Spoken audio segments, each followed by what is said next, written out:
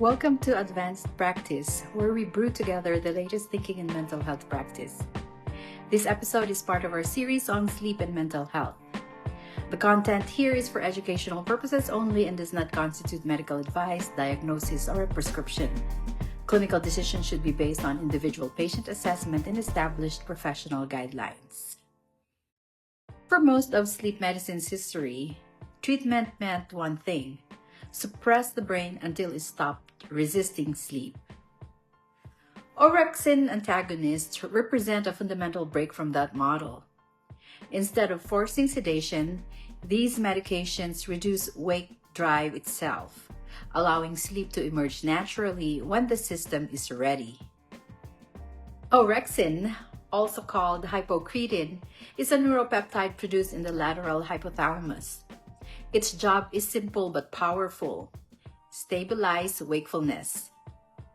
Orexin neurons fire during alertness, motivation, and emotional engagement, and they keep the brain from slipping unintentionally into sleep.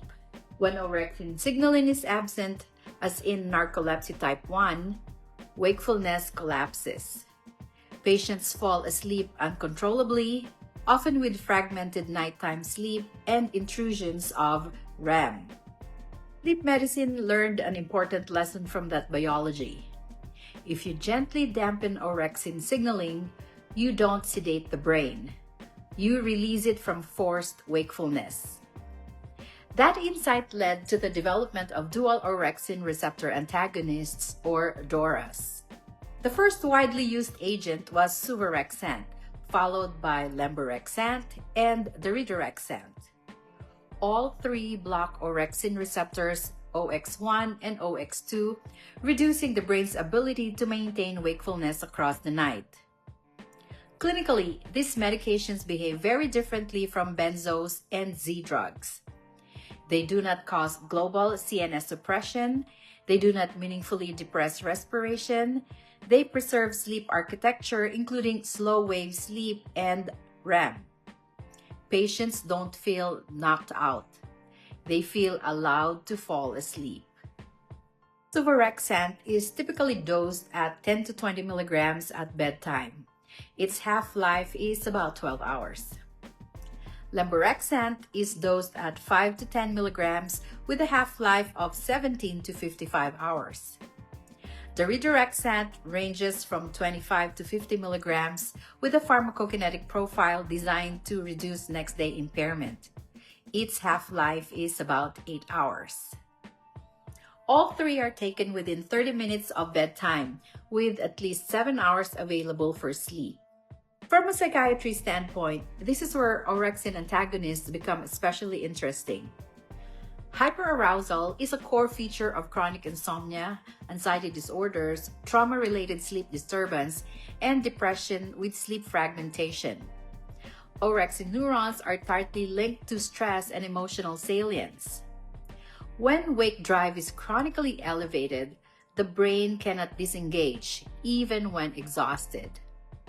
By targeting wakefulness directly, orexin antagonists reduce nighttime alertness without impairing cognition, memory consolidation, or emotional processing. That doesn't mean they are perfect. Vivid dreams and nightmares can occur, particularly early in treatment, likely due to preserved REM sleep. Sleep paralysis has been reported rarely, especially in patients with underlying narcolepsy-like vulnerability. And these agents still require attention to timing, sleep opportunity, and circadian alignment. But compared to traditional hypnotics, the trade-offs are different and often more tolerable. Importantly, orexin antagonists do not fix conditioned insomnia on their own. They do not retrain sleep behaviors. They do not correct circadian misalignment. They create a biologic window in which sleep is easier, but learning still has to happen. That's why these agents pair well with CBTI. They reduce nocturnal hyperarousal while behavioral interventions retrain the system. This is the direction modern sleep medicine is moving, away from sedation toward precision modulation of the sleep-wake network. Orexin antagonists do not force sleep. They stop the brain from fighting it. And that distinction changes everything, because the future of sleep medicine is not about stronger drugs. It is about smarter alignment. That's all for this very short episode. Tune in for an episode of other sleep agents used off-label.